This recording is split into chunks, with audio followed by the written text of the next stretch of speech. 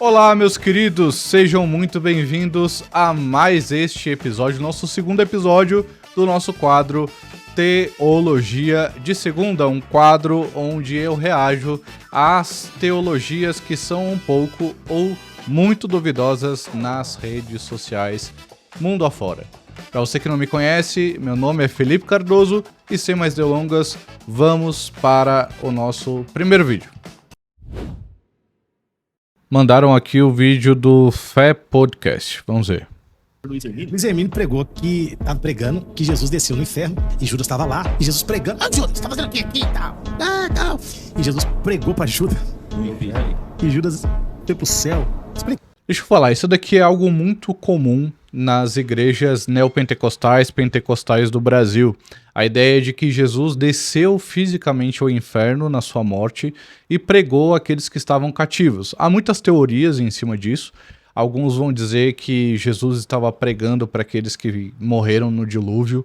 Alguns vão dizer que Jesus pregou àqueles que morreram na antiga aliança, na velha aliança. Alguns vão dizer que Jesus pregou aos demônios que caíram do céu, mas nada disso é real. Um dos textos que dá base para esse entendimento é o texto de 1 Pedro capítulo 3, onde o apóstolo vai dizer que Jesus desceu ao inferno de fato e ele pregou àqueles que estavam cativos. O nosso credo apostólico ele vai dizer que Jesus foi crucificado, morto e sepultado e desceu ao inferno. Ao terceiro dia ressurgiu dos mortos. Mas essa ideia de descer ao inferno, o que de fato é? No entendimento geral teológico, nada mais é do que Jesus ter experimentado a morte. É a comprovação que de fato Jesus morreu. Ele morreu e experimentando o peso da ira de Deus, o peso dos nossos pecados. Então, quando alguém vem com uma ideia de que Jesus veio e ele pregou e aqueles que se converteram com a sua pregação lá no inferno foram para o céu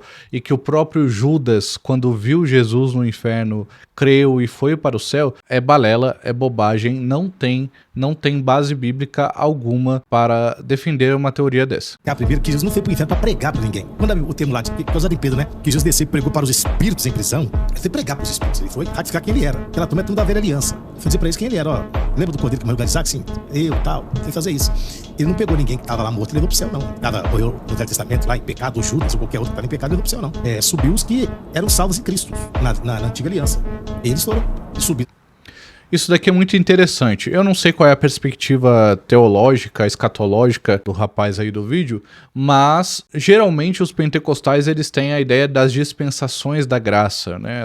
São os dispensacionalistas que nós chamamos. E com essa ideia vem o contexto de que aqueles que estavam no Antigo Testamento, eles poderiam ser salvos ou não através da pregação do próprio Cristo quando ele foi ao inferno. Mas então fica a pergunta, como que nós devemos olhar para o Antigo Testamento se eles faziam parte da igreja, né? A igreja começou lá no Antigo Testamento. E como que nós olhamos para o passado e nós vemos a salvação em Cristo para aquelas pessoas?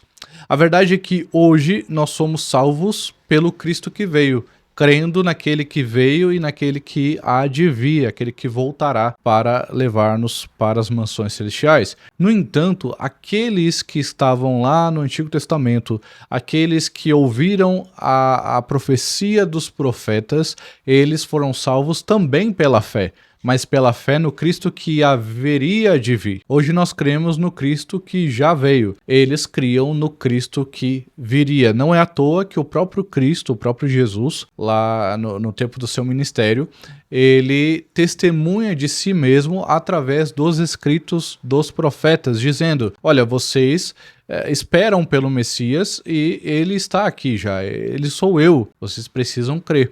E assim nós sabemos o que aconteceu, muitos não creram, porque tinham uma perspectiva errada a respeito do Messias, e aqueles que creram foram salvos. Levando cativo do cativeiro, porque até então o paraíso, chamado paraíso, não tinha sido inaugurado. Aquela frase famosa e romântica que eles gostam de falar, o paraíso foi inaugurado com um ladrão. Falei, não, um ladrão não, foi inaugurado com um cara que se converteu. Ele não foi só com ele, foi com todos os outros.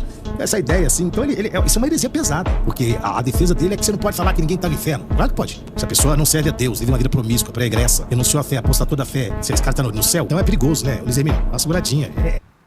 Isso daqui é verdade. Algumas pessoas têm medo de dizer que alguém está no inferno. Nós podemos sim dizer, se a pessoa morreu em uma vida de impiedade, em uma vida de não arrependimento, em uma vida de negação ao nome de Cristo, então sim, ela está no inferno. É muito errado algumas pessoas, quando alguém morre, sabendo que aquela pessoa não foi uma pessoa que viveu com base nos ensinos da palavra de Deus, dizer que essa pessoa está no céu, que essa pessoa foi salva, que essa pessoa no último momento ela aparentou ter mudado ou algo assim. É claro, nós precisamos analisar, cada caso é um caso, mas se a pessoa nitidamente morreu negando o nome de Cristo, certamente ela está no inferno e não tem o que se fazer. Às vezes nós tentamos achar alguma brecha para dizer que algum parente muito querido está no céu ou algo assim, mas a Bíblia ela não dá base nenhuma, respaldo algum para essa defesa. O problema é esse romance que tem na Bíblia, né? Eu tô muito preocupado, cara. Os caras estão romantizando demais a Bíblia. É verdade. Não, o senhor não acha que ele só quis dizer isso daí no sentido de as pessoas julgar quem vai ou não pro inferno? Eu vi essa fala dele. Então, ainda que ele quisesse dizer isso, ele errou, né? Porque aí ele coloca Judas no lugar que Judas não tá, né? Porque é contraditório você falar que Judas foi pro céu, se a Bíblia diz que ele é filho da perdição. Jesus disse assim, ó, daqueles que tu me deste, nenhum se perdeu, a não ser o filho da perdição. Observe, não é que Judas estava premeditado, como diz os caldeus. Ah, está premeditada a ir pro inferno. Não, mas Jesus falou. Fala. Esse aqui é um erro também muito comum, principalmente entre os arminianos, que não são arminianos, né? São pelagianos, muito comuns nas igrejas emergentes, igrejas pentecostais e neopentecostais do Brasil, que defendem que a ideia calvinista da predestinação, ou a ideia reformada da predestinação, ela não é válida, e ainda mais nessa questão de Judas, para eles não faz sentido Judas ter sido predestinado para negar Jesus. Mas eles entram em contradição porque o texto mostra claramente Jesus dizendo que um dos apóstolos iria negar a ele. Não é que ele previu o futuro, é que aquilo já estava determinado, aquilo já estava predestinado para acontecer, assim como a morte de Cristo. Lá em Efésios capítulo 1, nós vemos claramente que Jesus estava predestinado para morrer antes mesmo da criação do mundo. Então não adianta tentar fazer malabarismo teológico, tentar usar argumentos até mesmo zombadores, porque o que é fato, não tem como nós negarmos. Judas, sim, foi predestinado para a perdição, para negar a Jesus e ir para o inferno. Jesus falou, mas Jesus falou por causa da sua onisciência. Ele sabia o que ia acontecer com Judas e pelas opções que Judas optou. Judas tinha um caminho, escolheu o atalho. Tinha a luz, preferiu as trevas. Tinha a verdade, optou pela mentira. São escolhas. E aí as escolhas de Judas levou ele onde foi. Mas usa outro texto, né? Agora, Jesus pregou pra gente, Judas está no céu. Dependendo do céu que o Luiz Hermínio for, talvez ele encontre Judas, né? Ih, rapaz, foi uma alfinetada aqui no Luiz Hermínio. De fato, o Luiz Hermínio é um falso profeta da nossa geração. Tantas heresias aí que ele já pregou, tantas coisas que ele já falou que vão de encontro à palavra de Deus. Então nós devemos negar todo o ensino de Luiz Hermínio. Ele se auto-intitula apóstolo também, né? Então, não escute esse tipo de pregador, não escute esse tipo de pastor. Agora vamos para o próximo vídeo. O vídeo aqui do Fala Fariseu. Necessita mais de ti, renova-me, glória a Deus, Senhor Jesus, já não quero ser igual. Muito interessante esse vídeo, porque nós vemos claramente uma pessoa que está cativa, está presa, né, dentro de uma viatura.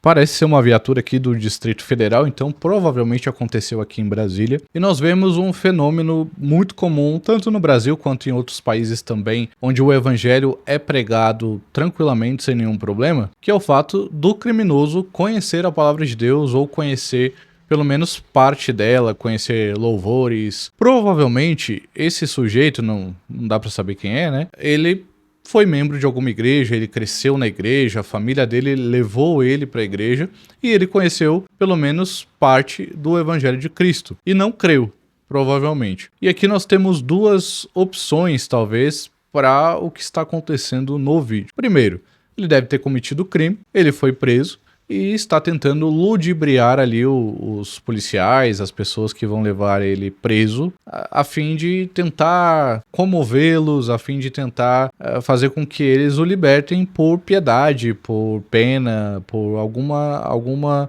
questão emocional. A outra opção é que de fato esse homem tenha se arrependido do pecado que cometeu. E nós esperamos que seja isso de fato. Eu espero particularmente que seja isso de fato.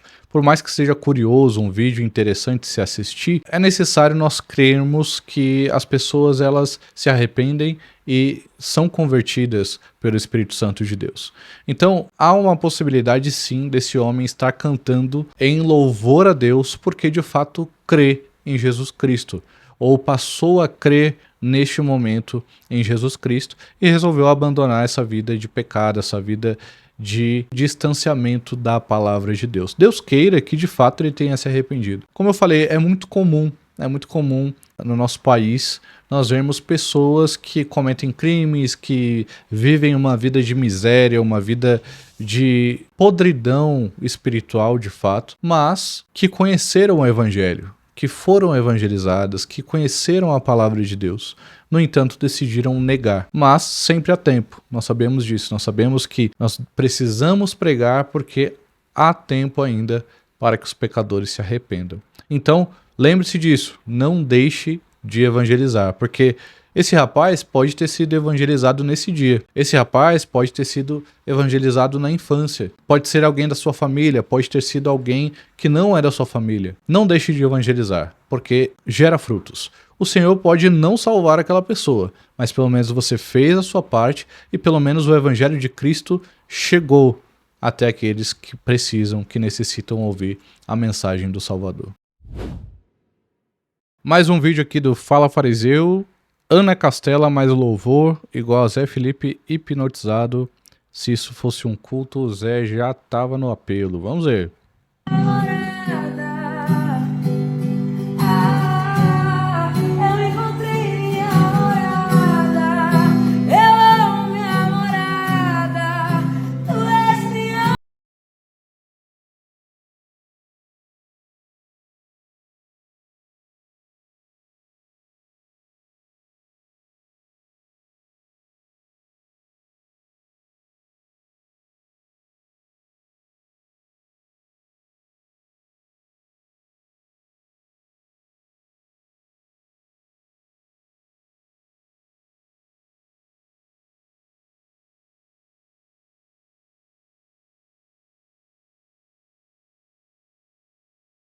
Nós acabamos de ver foi uma demonstração clara do que é o cristianismo cultural. E o que de fato é isso? O cristianismo cultural é a influência que o cristianismo causa na mente das pessoas, e estamos falando aqui numa ótica do Brasil.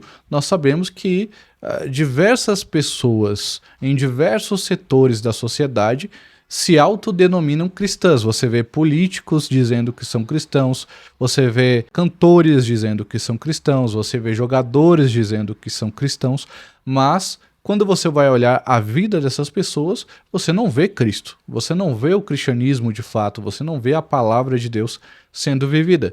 É o caso aqui da Ana Castela e do próprio Zé Felipe. Eles estão cantando ali, ela particularmente, uma moça que canta muito bem, mas que usa a sua voz não para louvar a Deus, mas para exaltar o homem, para falar sobre pecado, falar sobre bebedeira, falar sobre traição, sobre várias coisas que são corrupção humana, que não condizem com a palavra de Deus. Se você vê até a questão pessoal da vida deles, né? Ambos aí já tiveram vários relacionamentos e agora estão juntos. Não sei se ainda estão, né?